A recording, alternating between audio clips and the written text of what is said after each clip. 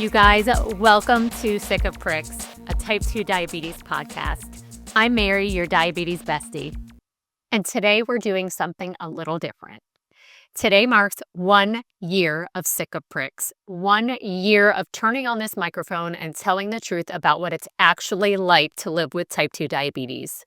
1 year of saying the things I used to whisper only to myself. 1 year of not hiding. And today is also launch day. My book, This Wasn't in the Pamphlet, is officially out in the world.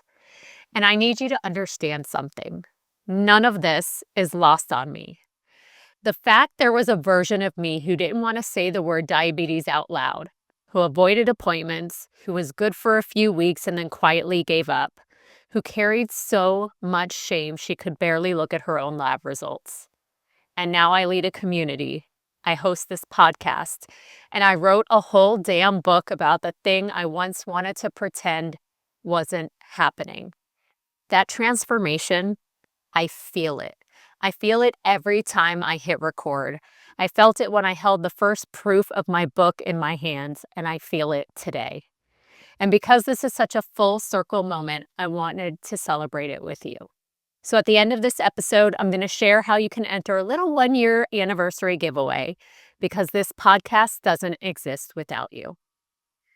Now let me tell you how we got here. Because I did not start as the person you're listening to. I became her. Before there was a Facebook group, before there was a microphone, before there was a book, there was a 21-year-old girl sitting on the grass of her parents' front yard, on the phone with her doctor being told she had type 2 diabetes. I hung up the phone and just sat there. I could feel the tears welling up. 21. I remember hearing the words, but what I felt wasn't just shock. It was this overwhelming thought. My entire life is going to change. Not in some movie scene way, but in this quiet, sinking, what have I done to myself kind of way. Like the version of my life I thought I was living just cracked wide open. I was about to get married, and this recurring thought kept showing up in my brain, this guilt, like I was trapping my then fiance with a sick person. I wasn't thinking about podcasts or leadership or purpose or finding the silver lining. I was just thinking, I ruined everything. And I was thinking, will I ever eat normally again? Will I always have to explain myself? Did I do this to myself?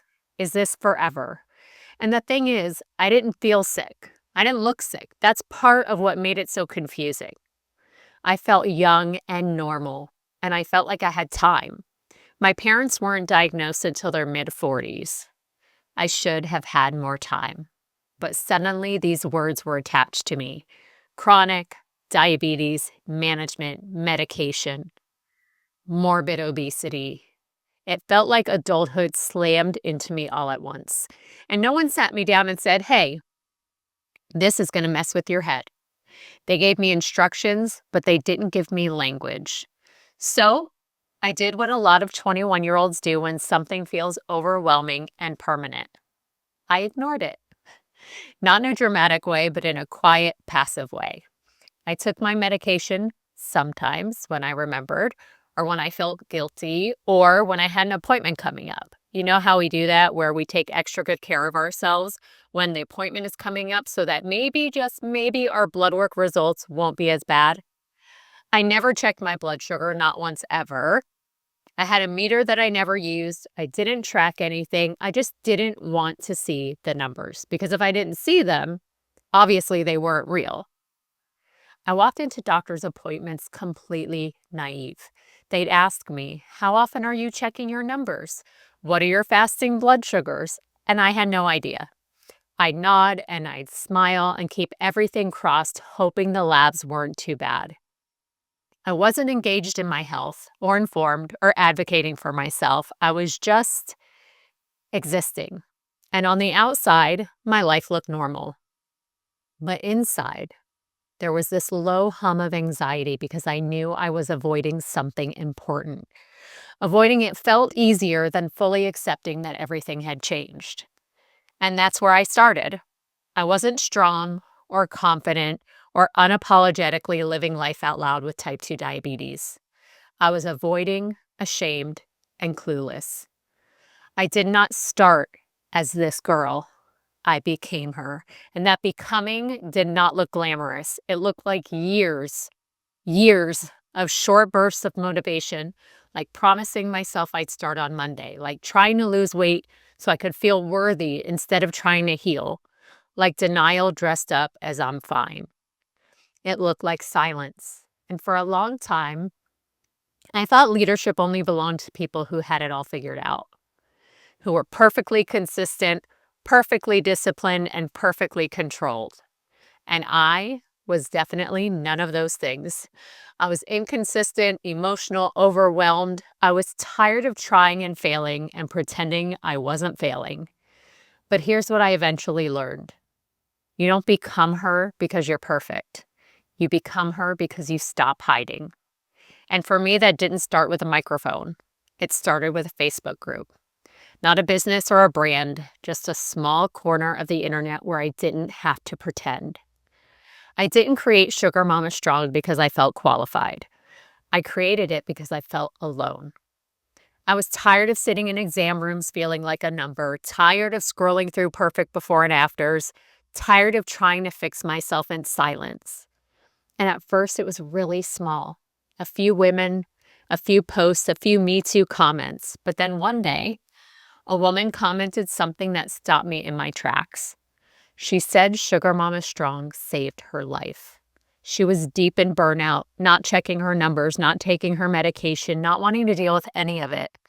She said the accountability and empathy she found in our space brought her back to herself, to checking, to caring, to trying.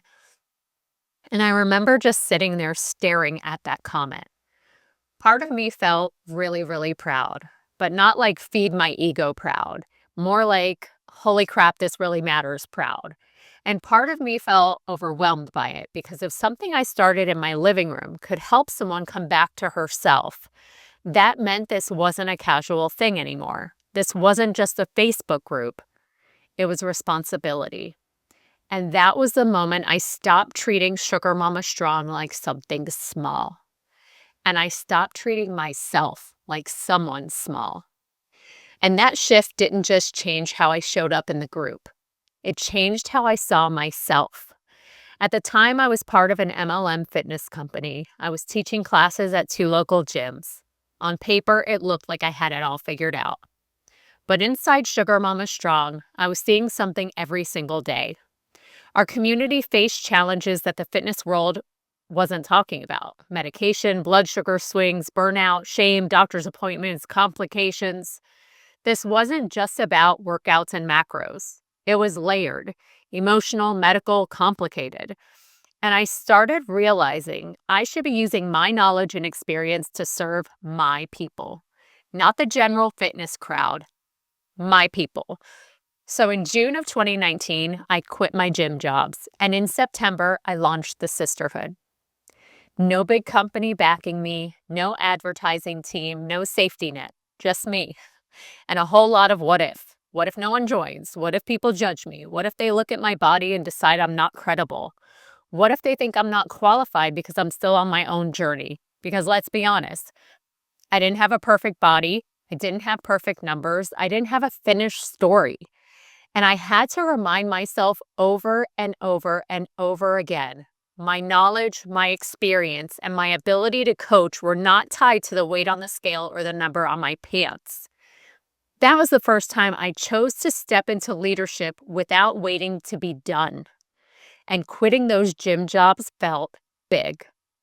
It felt risky. It felt like cutting the cord from something familiar and saying, I trust this. And here's the interesting part. Over the last 3 years, my body has changed in a very visible way. I've lost about 100 pounds and I've kept it off. And I want to be very clear about something. That didn't happen because I finally became disciplined enough. It didn't happen because I punished myself into consistency. It happened because of the healthy habits I had already been building for years and because I chose to use a GLP-1 medication to treat my diabetes. Yes, a GLP-1. And if that makes some people uncomfortable, that's okay because treating a disease with medication is not cheating. For me, the weight loss wasn't the goal. It was a side effect, a byproduct of finally treating obesity and diabetes like the medical conditions they are instead of moral failures.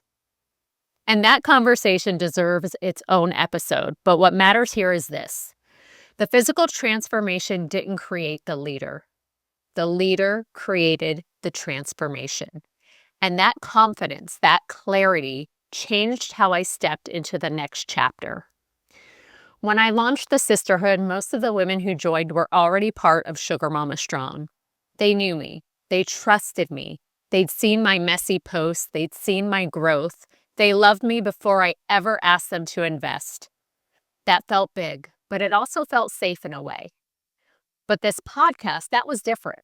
This is strangers. This is putting my voice into the world where people didn't know my heart, where they could judge, scroll past, compare me to doctors and experts and polished production teams. And the idea of a podcast had been sitting in the back of my mind for years. I actually bought this microphone in 2022 and then didn't start the podcast until 2025. 3 years, this microphone just sat there. A reminder, a little nudge, a symbol of something I said I wanted to do but kept postponing. Because the tech scared me. The editing, the equipment, the platforms, all of it felt overwhelming. I could lead a community. I could coach. I could hold space for others, but the behind-the-scenes stuff felt like another language. So I kept telling myself, someday I'd do it. But the more I showed up inside Sugar Mama Strong and the sisterhood, the more I realized something. There were people struggling in silence who were never going to find a private Facebook group. People who didn't use social media, people who didn't want to join something labeled for women, people lying awake at night needing a voice in their earbuds saying, "You're not crazy, this is hard." And I wanted to reach them. Eventually, the desire to reach them became louder than my fear of the tech. I connected to people who knew what they were doing. They showed me tools that made it simple. Not effortless, not glamorous, but doable. So I set a launch date, not because I felt ready, but because I knew if I didn't put it on the calendar, I'd keep waiting for confidence to show up first. And confidence doesn't always show up first. Action does. So I hit record, and when I recorded that first episode, it felt exciting and a little scary and very real. Because most podcasts in this space are hosted by doctors, insurance companies, health systems, not patients. Not women sitting at their kitchen tables saying what this actually feels like. And I felt imposter syndrome. I didn't have letters after my name. I wasn't presenting research studies. I was speaking from lived experience. And for a while, I wondered if that would be enough. But the more I thought about it, the more I realized that's exactly why it was needed. Because when you're lying awake at night worrying about your A1C or your weight or your medication or your burnout, you don't always need a lecture. You need someone to say, "Me too." And listen, I still check my podcast stats all the time. Sometimes they're encouraging, sometimes they're discouraging. Sometimes I catch myself thinking, shouldn't this be bigger by now? It's been a year. But then I'll get a message, fan mail on Buzzsprout, or a DM or an email. Someone telling me an episode made them feel less alone, that they listened in their car and cried, that they didn't feel crazy anymore. And I remind myself, this matters, even if it never goes viral, even if it never charts, because I remember what it felt like to sit on that front lawn at 21, feeling alone, feeling ashamed, feeling like everything was ruined. And if one person hears this and feels less alone, that's enough for me. Somewhere in the middle of all of this, the book kept whispering too. I had actually started writing it in 2024, and then I stepped away for a while. It wasn't because I didn't care, but because I didn't fully know what I wanted it to be yet. There are so many diabetes books out there. Diet books, reverse it books, doctor guides, clinical breakdowns, meal plans. But years ago, on a sisterhood coaching call, I remember saying something out loud before I even knew how serious I was. The women asked me, "What would your book even be about?" And I said, "There's nothing out there about what it's actually like to live this.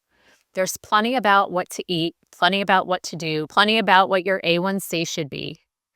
but nothing about the emotions, the guilt, the shame, the burnout, the identity shifts, the mindset that really is the foundation of change. And I said, that's the book I'm going to write. And then life happened and leadership happened and the podcast happened and the book sat in the background until one day I realized something. If I believed lived experience was enough for a podcast, then it was enough for a book. This wasn't about adding to the noise, but about filling a gap. It was about handing 21-year-old me something I wish I'd been given. Not a pamphlet or a lecture, a voice saying, "You're not broken.